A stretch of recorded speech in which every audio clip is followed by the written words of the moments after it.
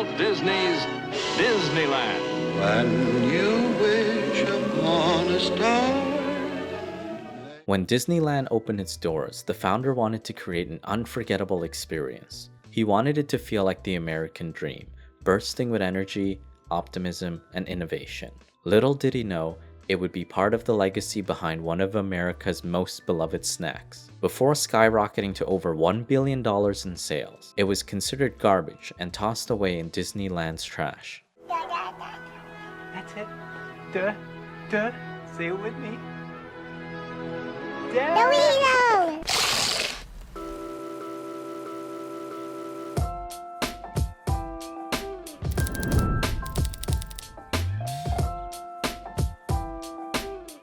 In the early 1930s, Charles Elmer Doolin was about to lose his family's business, the Highland Confectionery in San Antonio. Sales went down after their ice cream lost its quality. It was beyond Charles's control since the companies that made them, Mistletoe Ice Cream and Dairyland, got into a price war. So Charles decided to diversify into other products. He came up with the countless ideas but realized they were either not feasible or unique. Even more devastating was the height of the Great Depression. The loss of sales coupled with the country's economic conditions led to the business being in its worst financial shape. To survive, Charles considered moving to Houston to work for a popsicle company, but he changed his mind after discovering a street vendor at a gas station. The vendor was owned by a man from Oaxaca named Gustavo Olguin. Using a handheld potato ricer, he made corn chips with masa flour that was deep fried in corn oil and salted. Charles ended up working for Gustavo as a fry cook and soon discovered something that would change his life. While the corn chips were popular and sold at many lucha libre arenas, Gustavo wasn't happy. He longed to return to Mexico and teach soccer again, so he made the decision to put out an ad and sell the business for $100. Charles was hooked on the corn chips and considered them a gold mine.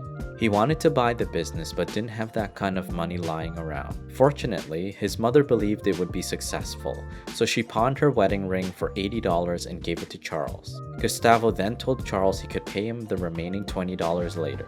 After purchasing the business, Charles called the corn chips Fritos. He started making them in his mother's kitchen with her and the rest of the family's help. In his Model T Ford, he drove all over the Midwest to convince store owners to sell them. It was a hard sell since Fritos was just one of many corn chips available. Charles even got a job as a late-night cook just to have enough money to return home. Eventually, Fritos' sales started to pick up, and Charles and his family struggled to keep up with the demand. They used handheld potato ricers to make them, which was a long and tedious process. That's when Charles started thinking like a true entrepreneur. Since he and his brother knew a lot about mechanical engineering from their father, they decided to make a machine with a hammer to mass produce the Fritos.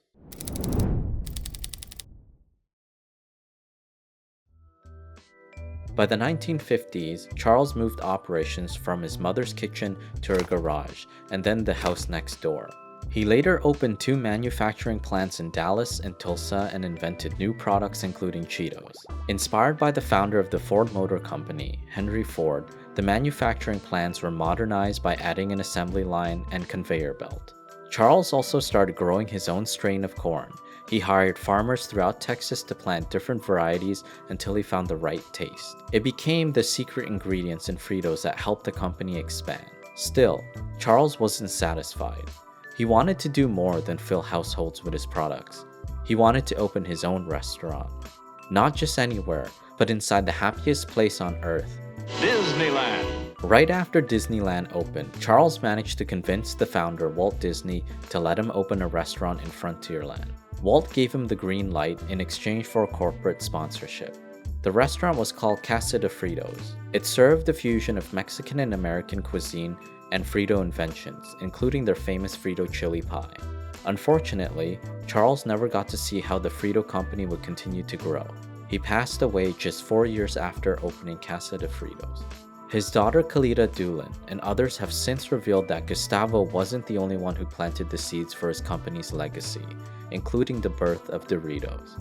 Aside from Charles' family and employees, others played an even bigger part through maintaining a Mexican tradition and pursuing their own American dream.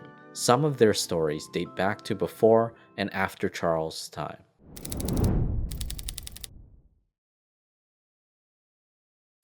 In 1896, a Mexican-American businessman named José Bartolome Martinez opened the first masa flour mill in the US.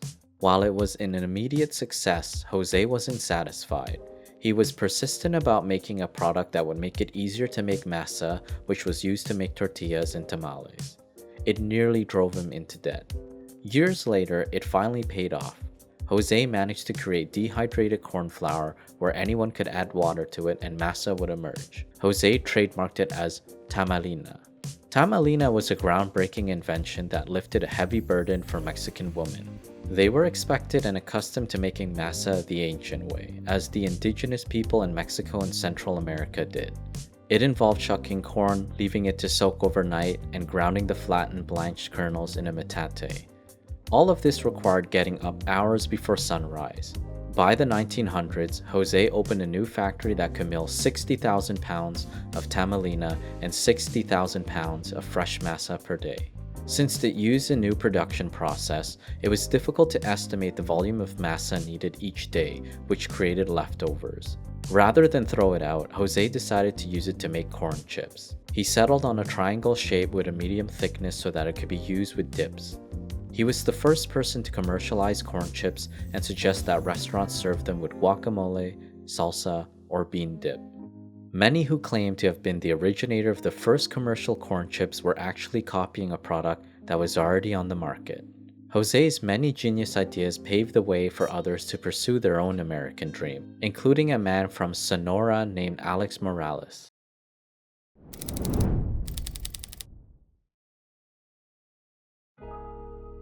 By 1906, Alex and his wife made a living by selling tamales from a wagon. They later expanded the business into a restaurant and then a tamale factory called Alex Foods. It was only 10 minutes up the street from Disneyland. By the 1950s, Alex Foods had a fleet of 32 shiny trucks that delivered their tamales and other food products across Southern California. They also won a contract to service many of the restaurants within Disneyland, including Charles' Casa de Fritos restaurant. 1 year after Charles passed away, a salesman from Alex Foods saw leftover tortillas in Casa de Fritos' trash. He walked up to the cook and suggested that he fry them up and make tortilla chips instead of throwing them out. At the time, Casa de Fritos served complimentary Fritos instead of tortilla chips with their customers' meals. They never thought of offering tortilla chips instead, as the authentic Mexican restaurants did. The cook took the salesman's advice. After adding his own unique blend of seasoning, it tasted much different than a typical tortilla chip. When the customers tried it, they were hooked. Casa de Fritos added them to the menu as a regular item without telling the Frito company. 1 year later, the Frito company merged with H.W. Lay & Company and was renamed to Frito-Lay. Their four main products were Fritos, Cheetos, Lays, and Ruffles. Together, they brought in $127 million in revenue. It wasn't until Frito-Lay brought in an outsider that their revenue grew to billions. That outsider was the VP of Marketing, Arch West. He not only took Frito national, but also discovered the tortilla chips.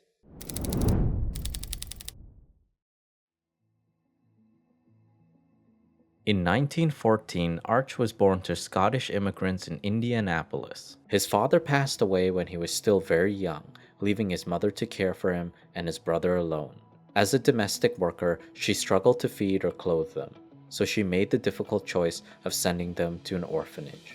After high school, Arch attended Franklin College on a scholarship to study business. He graduated in 1936 and then served in the Navy in the Pacific during World War II. When Arch returned from the war, he worked as a traveling salesman and then later a Madison Avenue advertising manager. Even though he grew up in an orphanage, he was not risk averse. He moved from job to job and did well along the way, but it certainly wasn't because he was a great solver of formulas. He just had a good sense of what people might like and might be willing to spend their money on. By 1960, Arch started working for the Frito-Lay company in Dallas as their VP of marketing. Coming from New York, he was the first outsider they brought in, and his colleagues made sure he knew it. He was a proponent, every once in a while somebody has to take a beating in their life that they don't deserve. So he got beat up early on because he talked and thought different, and he just persevered. 2 years into the job, Arch took his wife and 3 kids on a trip to Southern California. While driving, he spotted a tiny Mexican shack on the side of the highway between Los Angeles and San Diego. Curious, he pulled over and ordered a small container of tortilla chips. It was like nothing he had ever tasted before and had a crunch to them. Besides shape, the crunch was the biggest factor that made them different from Fritos. Fritos were fried pieces of cornmeal, where tortilla chips were baked before frying, making them crunchier. Arch started thinking about what could be done with tortilla chips. If the Frito company made it a substrate, different flavors could be added. They could then target different market segments by creating local favorite flavors, which was difficult with Fritos. Tortilla chips just might be Frito-Lay's next big thing, Arch thought to himself. When he returned to work, he gathered his fellow executives in a boardroom and pitched his idea. Why would Americans want tortilla chips when they already had perfectly good corn chips, they argued. They were concerned that Arch's idea would eat up Fritos and Cheetos market by taking away from their sales. Their instructions were clear. Do not pursue tortilla chips. When he first presented the idea to the Frito board, remember this was the only guy in the room who was not drawling in a Texas drawl. They said that's not a very good idea because it'll cannibalize Frito sales. Arch was so confident about his idea that he secretly funneled his own money to an off-site facility to develop his concept. Afterwards, he tested the market in San Diego. He also came up with a new plan for a second pitch. He would not only hand his colleagues samples, but market them as being more than just tortilla chips. They were Doritos, a name that he had already received approval for. 2 years earlier, Arch traveled to Mexico City to trademark Fritos with the company's legal department. Their application was denied. It was considered too generic since Fritos just meant fried in Spanish. Instead of packing his bags and leaving, Arch decided to stay. We might as well try to invent something else that goes with Cheetos and Fritos, he thought to himself. Arch started thinking about how the color of Fritos was considered gold more than anything else. Sensing that would give him a head start, he asked someone what gold was in Spanish. Oro, they told him. Arch felt it had potential, but it was missing something, so he asked what little was in Spanish. Ito.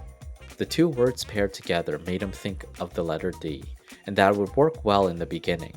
That's how he came up with the name Doritos, meaning little pieces of gold. When Arch made his second pitch, he told his colleagues, "Remember that idea you hated? Well, I had the chance to dust off my resume in case you don't like it, but I did a quick test and it jumped off the shelves and didn't move the needle at all on Fritos sales." Finally, Arch was given the green light. But after launching, Arch realized he had more convincing to do.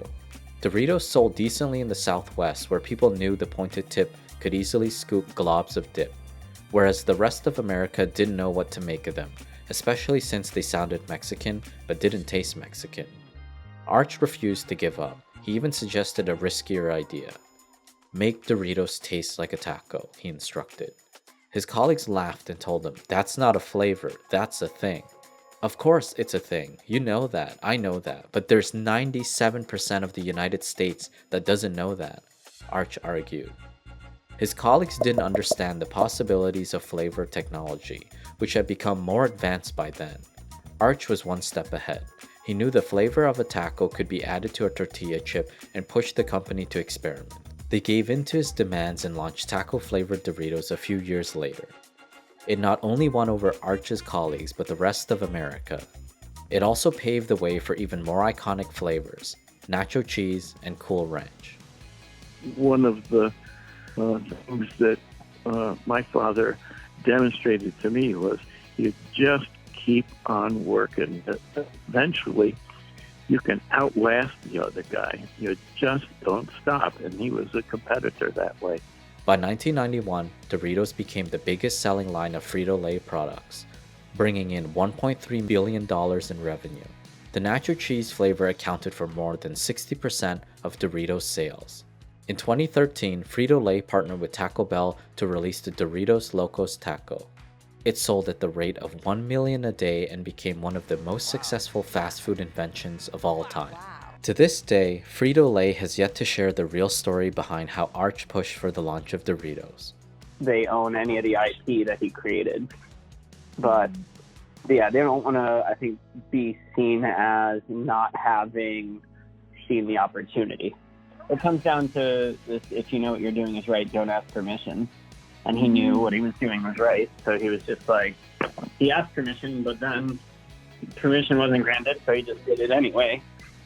And then, took the risk himself, and it paid off. This is the story of how a Mexican tradition and the pursuit of the American dream led to creating one of the country's most beloved snacks. For more inspiring stories and advice from today's most successful leaders, don't forget to subscribe to our channel.